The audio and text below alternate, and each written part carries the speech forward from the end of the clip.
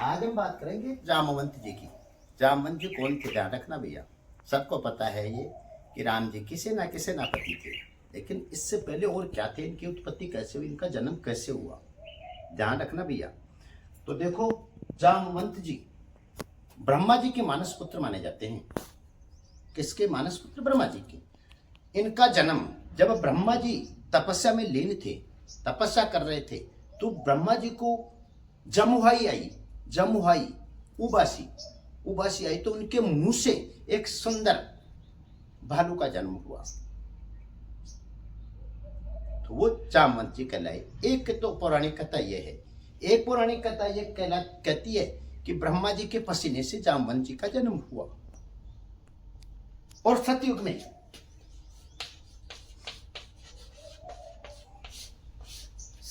एक किंवदंती यह भी है कि अग्निपुत्र के रूप में, अग्नि के रूप में इनका जन्म हुआ, जो एक गंधर्व कन्या से हुआ।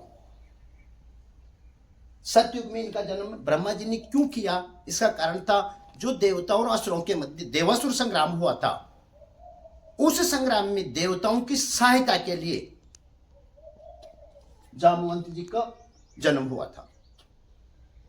रक्षपति के नाम से, भालुओं के राजा के नाम से ये जाने जाते हैं, रक्षपति, ध्यान रखना।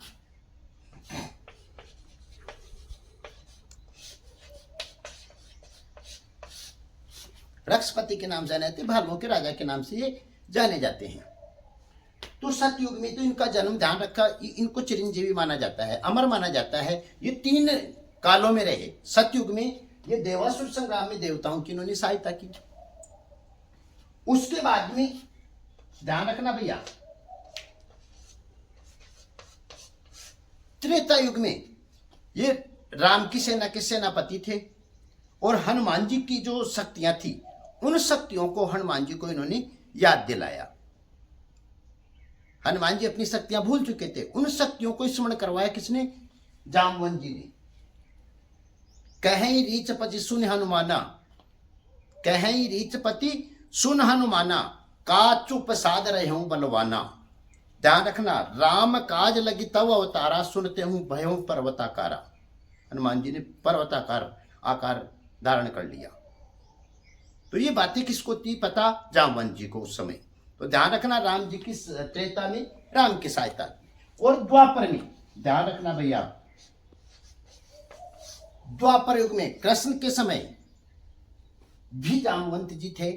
द्वापर में एक राजा हुए, यदुवंशी राजा थे, सत्राजीत। ध्यान रखना भैया, सत्राजीत यादव राजा थे। उन्होंने सूर्य की स्तुति की, और सूर्य देव ने उनको एक मणि दी।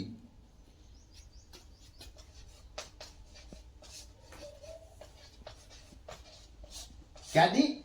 मणि दी, उसका नाम था सैमंतक मणि। किसको दी? सूर्य देव ने सत्राजीत राजा को दी। सत्राजीत का एक भाई था, छोटा भाई था, प्रसेनजीत।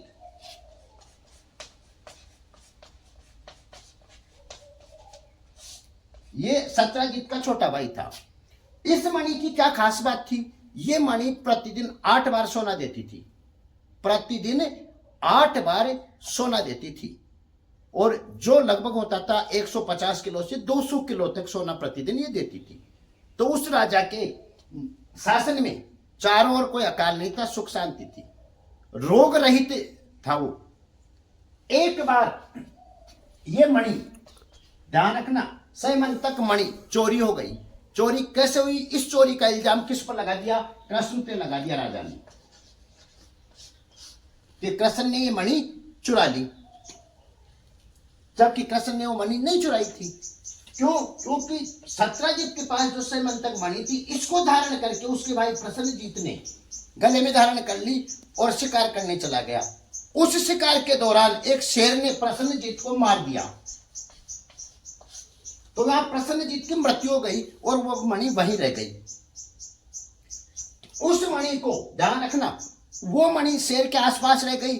तब जामवंत जी ने उस शेर को मार दिया वहां पर, और वो जो मणि दिखी, वो मणि ले जाकर अपनी पुत्री जामवंती को दे दिया। ध्यान रखना, जामवंत की पुत्री का नाम था जामवंती।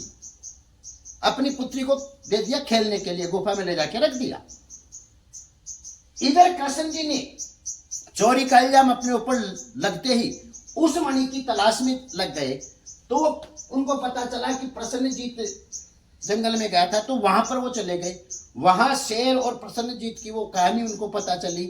तब वहां पर जामवंत जी जीत के जो भालू थे उनके पैरों के निशान को देखते हुए वो जामवंत जी गुफा तक चले गए। तो जामवंत और श्री कृष्ण के मध्य 28 दिन तक मन युद्ध हुआ। ध्यान रखना भैया, कितने दिन तक? 28 दिन मल्ल युद्ध हुआ कृष्ण और जामवंत के मध्य। तब जामवंत जी ने देखा कि ये कृष्ण जो है वो पूर्व में राम ही थे, राम का अवतार है कृष्ण। तो उन्होंने पैर पकड़ लिए कृष्ण के और अपनी पुत्री का विवाह, ध्यान रखना, जामवंती का विवाह किससे कर दिया? कृष्ण से कर दिया। और यहां कृष्ण मणि लेकर, जामवंती से विवाह करके मणि लेकर कहां पहुंच गए? सत्यजीत राजा के दरबार में पहुंच गए। सत्यजीत को जब वो मणि ले जाकर, वो कथा बताई मणि ले जाकर, तो सत्यजीत बहुत शर्मिंदा हुई।